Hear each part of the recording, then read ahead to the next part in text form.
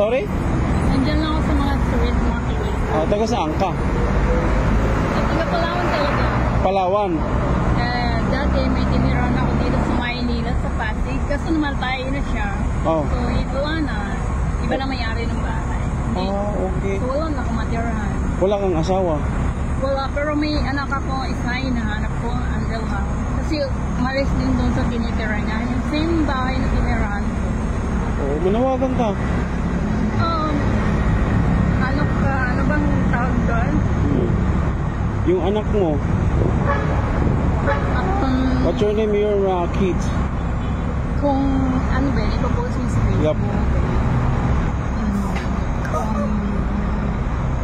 Kita mo to, Armapadaan ka sa site kuya.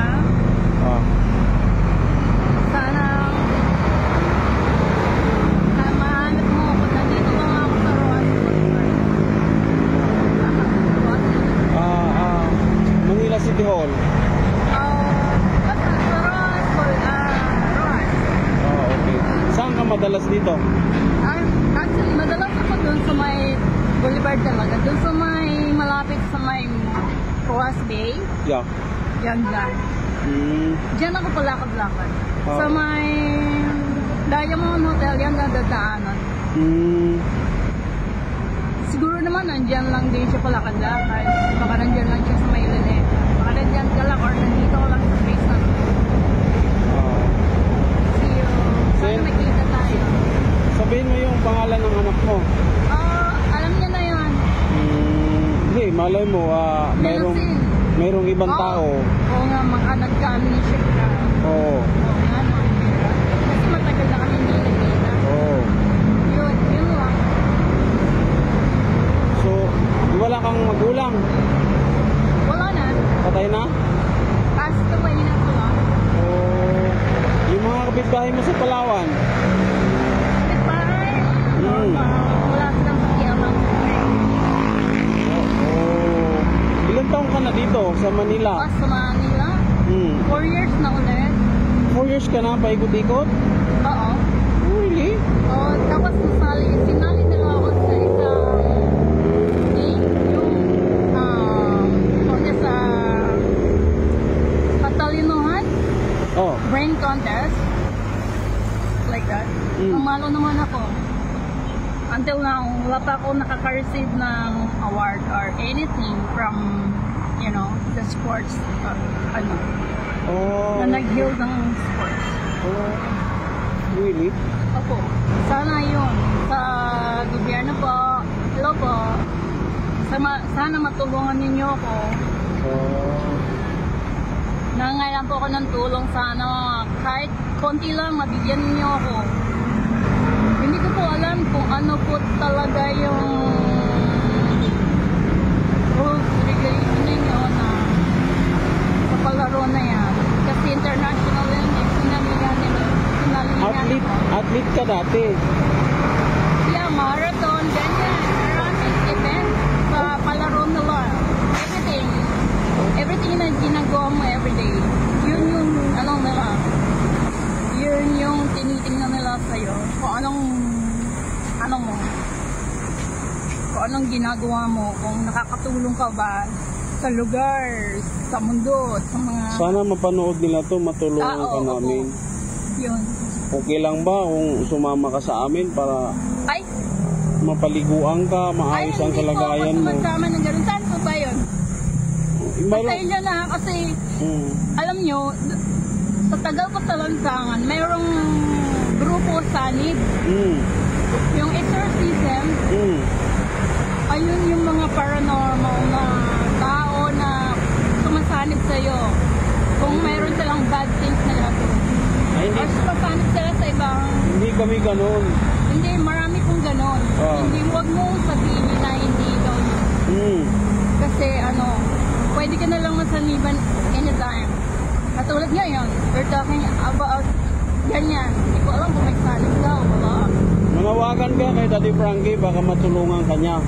Yun kasi yung problema. Yung kulto, rin yun, related sa sanib gang. Okay. Ayun. Di naman. Yun yung problema. Kasi kaya, hindi naman. sorry ang hirap mag-trust sa tao. Kunyari, tulungan ka namin, ilagay ka namin sa isang shelter. Ay, hindi po. Wala po akong magagawa pagka ganun. Pakakainin ka namin, aayusan. Hindi naman po food kailangan ko, you know. Anong kailangan mo? Kinukuha ko po ay hinihingi ko po yung napanalunan ko. Yun, yung hinihintay ko. Yung sana may bigay sa akin. Sa gobyerno yun. Gobyerno man siya or sports club. I don't know. Sila lang nakakalam nun. Actually, namomonitor naman na nila. Wag po kayo matalala. Siguro naghihintay lang po sila ng tamang timing. Dahil gawa nga nung sanib pwersa na sinasabi na kumakalat everywhere. Kaya yun. Nagawagan ka? Oh, sana sa mga founder ng palaro, sana maintindihan nyo naman na kailangan ko na ng tulong. Yun lang. Hindi ko po kailangan ng shelter na matitirahan kasi wala pa akong magagawa doon. Naghintay lang po or pamasahe pauwi ng probinsya. Saan bang probinsya mo? Ay, Para mapauwi ka namin. kasi Ganyan. sabi ko, Palawan. Palawan po or Iloilo ang way ko. Kung walang barko na papunta ng Palawan, then I'll check the Iloilo way. So saan ka? Kung sa Iloilo? Oh, may friend ako na taga doon. Hahanapin ko. Iloilo. Opo. Saan sa Iloilo? Oh, hindi ko po alam kung saan talaga siya. Pero, you know, Hindi natin makita yun kung ganun. Mas ay maganda hindi nyo lang po siguro. kailangan ihatid. Gaya ko po, bumiyahe mag-isa. Tinawagan ka na lang kung saan Opo. sila. Doon po sa nakakaintindi ng sinasabi ko. Alam niyo naman po, di ba? Salamat. Sa ilang po ng tulong. Oh, kailangan mo lang, ang tulong lang niya yung pamasahe lang papuntang Palawan. Oo. Sa probinsya, sabihin niyo na. Anywhere. Okay. Baka kasi hindi ako makauwing Palawan or somewhere. Okay. Sa probinsya, Saang probinsya mo gusto? depende. May pamangkin din ako sa Bicol. Depende. Saan ako mapunta? Marami. Saka yung anak ko, hinahanap ko yun. Kaya dito, lakad-lakad ako. Hindi naman ako pakalat sa kalye. Hindi ako garbage. Tsaka yung beggar na palimos-limos talaga.